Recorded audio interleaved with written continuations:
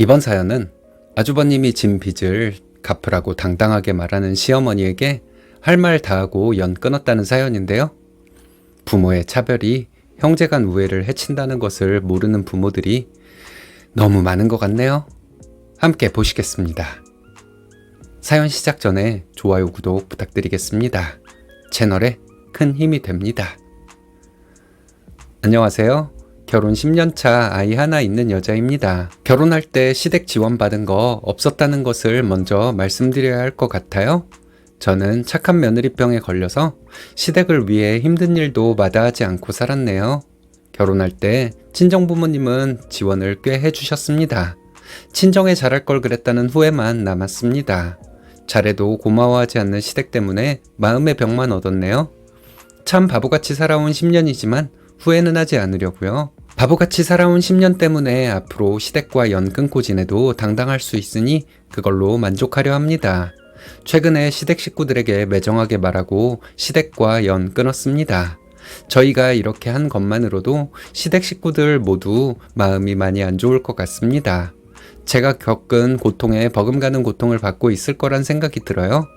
늘 해주던 사람으로부터 나오던 것이 끊겼을 때 상실감이 엄청 크다고 하더라고요. 남편과는 한 동네에서 자랐습니다. 같은 초등학교를 나왔지만 친하게 지낸 적은 없었어요. 이름 정도만 알고 있는 동창이었습니다. 대학을 졸업하고 취업해서 직장을 다니고 있을 때 동창들과 모임 자리에서 남편을 만나게 되었죠. 남편은 취업한 지 얼마 안 된 사회 초년생이었습니다. 저와 남편은 5년 정도 연인 사이로 지내다가 자연스럽게 결혼 이야기를 하게 되었습니다. 양가 부모님은 서로 몇 번 찾아뵈었고요. 양가 부모님도 저희가 당연히 결혼할 것이라고 알고 계셨습니다. 결혼 날짜를 가을쯤으로 잡고 있었는데 갑자기 아주버님이 결혼할 여자라며 한 여자를 데리고 오더군요. 아주버님이 데리고 온 여자분은 이미 임신 상태라는 것이었습니다. 속전속결로 결혼을 하더군요. 저희는 그해 가을에 결혼식을 할 생각이었는데 아주버님은 자기가 봄에 결혼을 할 테니 저희에게 예정대로 가을에 결혼을 하라는 것이었습니다. 결국 저희는 그 이듬해에 결혼식을 했어요. 혼전 임신 때문에 서둘러 결혼했지만 형님은 결혼한 지 얼마 안 되어서 유산을 했다고 하더군요. 확실한 증거는 없지만 혼전 임신이란 것은 거짓말이었던 것 같습니다. 저희가 먼저 결혼하면 아주버님이 지원을 덜 받게 될 것 같아서 먼저 결혼하려고 혼전 임신 핑계를 댄 것 같아요. 하지만 그때는 저도 남편도 순진할 때라서 이런 의심을 해본 적이 없었어요. 형님은 결혼 이야기를 하면서 시어머니에게 얼마를 지원해 줄 거냐고 물어봤다네요. 시어머니는 본인의 생각을 얘기했더니 형님은 울고불고 난리를 쳤다고 합니다. 혼전 임신으로 결혼하는데 시댁에서 지원을 적게 받은 것이 그렇게 서러웠나 봐요. 결국 시부모님은 빚까지 져가면서 형님이 원하는 만큼 지원을 해주셨어요. 그리고 시어머니는 저희를 불러 이렇게 말씀하셨습니다. 형이 장남이니 먼저 결혼하는 것은 당연한 것이다. 형이 결혼하고 몇 년 후에 너희가 결혼하면 모를까? 바로 결혼하니 너희에게 지원해 줄 돈이 없다. 알아서 결혼해라. 시어머니는 이렇게 말씀하셨는데 이 말씀은 아주버님의 논리였다고 합니다. 아주버님의 논리는 형님의 논리였을 수도 있겠죠. 아주버님은 학창시절에 공부는 전혀 안 하고 놀기만 했다고 합니다. 사고도 몇 번 쳐서 시부모님이 수습하느라 고생도 하셨대요. 그래서 아주버님은 고등학교만 졸업하고 여러 가지 일을 했습니다. 사업하겠다고 시부모님에게 손 벌리지 않은 것이 다행이라고 여겨질 정도였대요. 저희 남편은 명문대를 나와서 대기업에 취업을 했습니다. 시어머니는 저희 남편 대학 등록금을 내준 것을 가지고 생색을 내셨어요. 부모님이 자식 대학 등록금 내준 것이 뭐 그리 고마워할 일인지 저는 이해를 할 수가 없었습니다. 형은 대학을 안 나왔는데 너는 대학 등록금을 내주었으니까 이러시면서 아주버님 결혼식에는 지원을 해주고 저희 결혼할 때는 지원을 못 해준다고 하셨죠. 나중에 자연스럽게 알게 되었습니다. 저희 남편보다 아주버님에게 들어간 돈이 훨씬 많다는 것을요. 남편은 등록금 이외에 부모님에게 손 벌린 적 없었습니다. 아르바이트를 해서 용돈 벌고 교재비하고 그랬대요. 시어머니가 말씀하신 적은 없지만 아주버님은 중고등학교 때뿐 아니라 취업을 한 이후에도 시부모님에게 손을 벌린 적이 많았다고 합니다. 소소하게 돈을 타간 적도 있었고 목돈을 타간 적도 있었다고 해요. 그 돈을 어디에 썼는지는 정확히 모르지만 사치하는 데에 쓰고 여자에게 썼던 것 같아요. 아주버님은 결혼 후에도 부모님이 저희 남편에게 대학 등록금을 내준 것을 물고 늘어지더군요. 서울 아파트 전세금이 한두 푼인가요? 시부모님이 아주버님 결혼할 때 아파트 전세금을 지원해 주셨는데 아주버님은 자기가 동생에 비해 받은 것이 별로 없다고 말하는 사람이었습니다. 대학 4년 등록금이랑 아파트 전세금이랑 비교가 될까요? 자기는 고등학교 졸업하자마자 일을 했고 자기 동생은 대학을 다녔으니 자기는 부모님으로부터 받은 것이 별로 없다는 것이었죠. 게다가 자기는 장남이기 때문에 부모님 재산을 모두 물려받아야 한다는 말을 자주 했어요. 시부모님이 별 말씀을 안 하시는데 저나 남편이 무슨 말을 할 수가 있었을까요? 저희는 잠자코 있는 것밖에 할 수 있는 것이 없었습니다.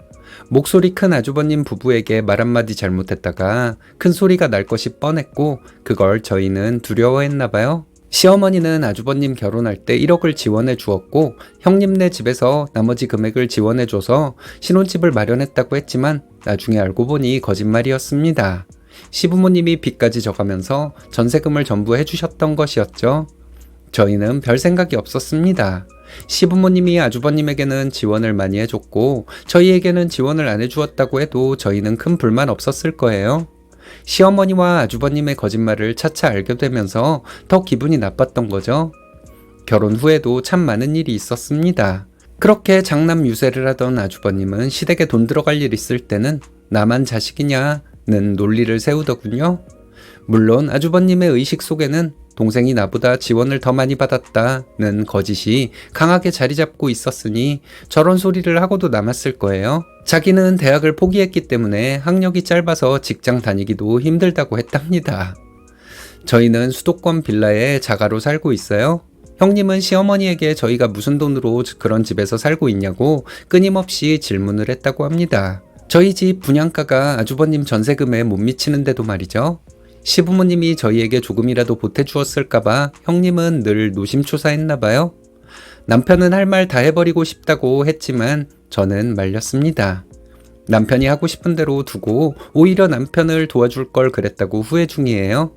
바보 같은 제 자신을 한심하게 생각하고 있습니다. 여러분들께서 저를 욕하신다면 달게 받겠습니다.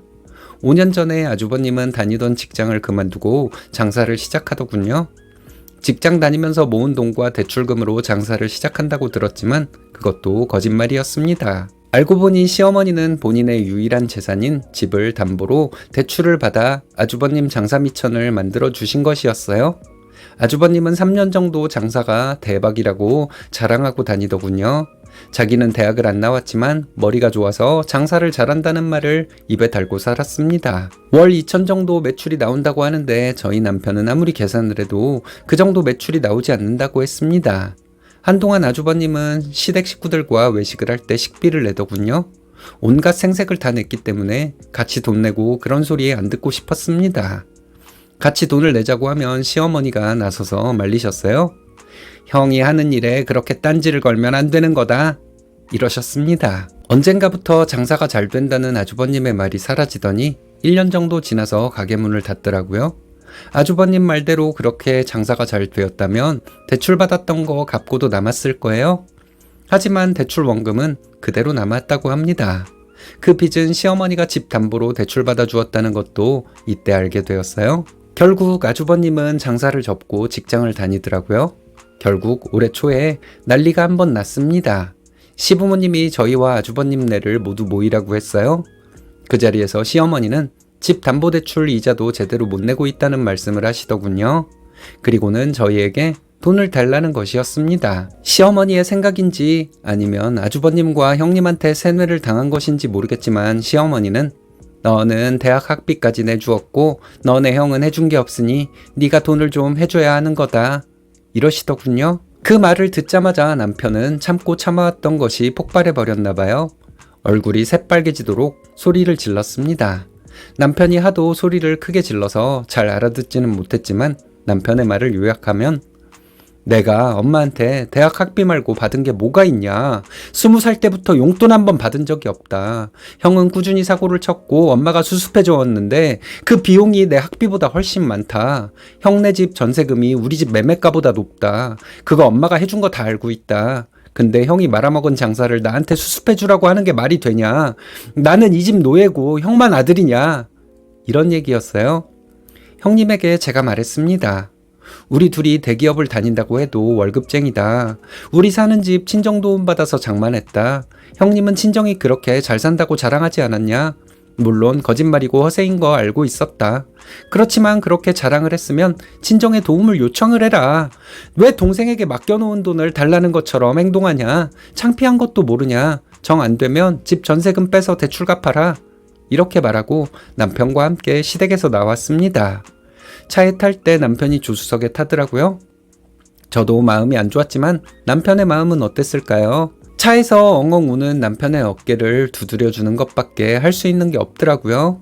제가 운전해서 집으로 돌아올 수밖에 없었습니다. 남편은 앞으로 시댁에 가지 않을 것이라고 하더군요. 그리고 시댁 식구들 연락처를 전부 차단해버렸습니다. 저도 그렇게 했어요.